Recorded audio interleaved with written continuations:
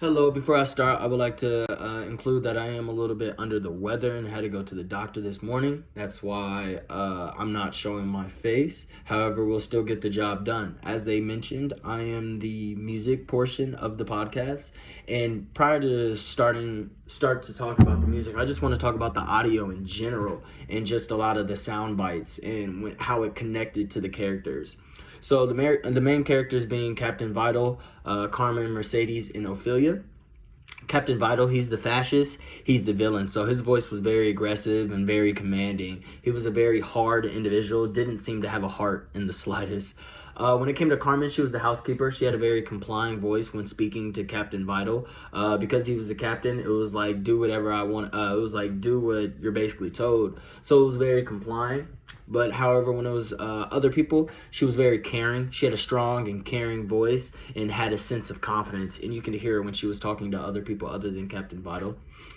Next was Mercedes, which is Ophelia's mother and Captain Vital's wife. She was sick throughout the movie. Therefore, most of her discussions tend to be concise and caring. She did have one part at the end of the movie when Ophelia sacrificed herself and ended up figuring out that she was immortal and all that good stuff.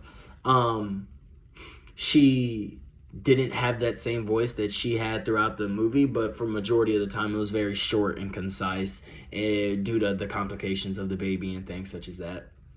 Lastly was Ophelia's voice. Her voice was very clear and mournful. She came out throughout the movie. She had her ups and downs of like happiness and sadness and being fearful. And I'll talk about being fearful a little bit later on in the section. But the topic of discipline showed throughout the movie. Whatever she was told, she didn't do. It didn't matter if it was her mother. Didn't matter if it was her stepfather, Captain Vital. It didn't matter if it was Pan, the fawn. She really did not listen to directions. It was kind of her way or the highway. And the topic of discipline definitely showed up throughout the movie. But if she did have a problem with something, she was not against speaking up. And lastly is the fawn, which was Pan. And his voice, he had a sound that was like inhumane and it was old. And it was kind of whispery and kind of creaky, animalistic, which is actually kind of funny because the director of this movie is the director of Hellboy. And I don't know if you've ever seen Hellboy, but Hellboy has very fairy-like and animalistic-like point of view. So you can see how comparable it is when it comes to Pan, the fawn. And then also on top of that, when he got excited, it started to sound musical. He would make like sounds and he would say words that didn't sound like words, but it was very musical. And it's funny because this is a older book, which was in 2006, but the setting took place, I think, in the 40s. I could be wrong, but I want to say it was in the 1940s. And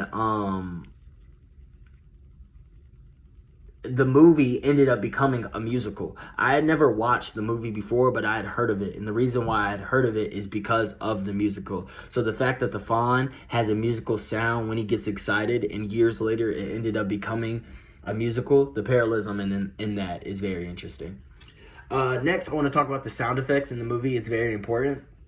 They tend to bring attention to something or draw attention to something that is on or off screen. Like I said, with the fawn, he makes subtle sound effects. He makes, when he's walking, it always sounds like something heavy, something dragging across. Something heavy, something dragging. Also, Ophelia, throughout the movie, she has scenes when she's not speaking, all she's doing is breathing. It's like she's breathing hard, and it's a sign of fearfulness. It's a sign of she doesn't necessarily know what to do. She's put herself, or she's put in a bad predicament, and she can't speak. All she can do is be fearful or be scared, and all she's doing is breathing. Whether that's with Captain Vital, whether that's in the underworld, she had many scenes when it was just her breathing and not saying anything, or there was no actual conversation happening. Now, throughout the film, when it comes to the actual musical part, throughout the film, it's a fairy tale. So there wasn't a lot of music when it comes to being lyrical. A lot of the music had to do with instruments such as violins and a musical tone. There was a lot of like dun dun dun moments, if you know what I mean, isn't that? There was a lot of moments such as that. There was not like singing and I guess you could say a traditional soundtrack on most movies. It was more so instruments, whether if it was a violin or a trumpet. There wasn't a lot of bass. It was just a lot of dramatic effects, but also due to the movie being a lot of blue light and a lot of dark, like dark blue lights and dark green, it gave like a dark undertone. So due to this is somewhat talking about the camera and the effects, but due to the effects of the camera, I think that they synced the music pretty well with the musical tones and having like dark instruments and dark effects. Thank you.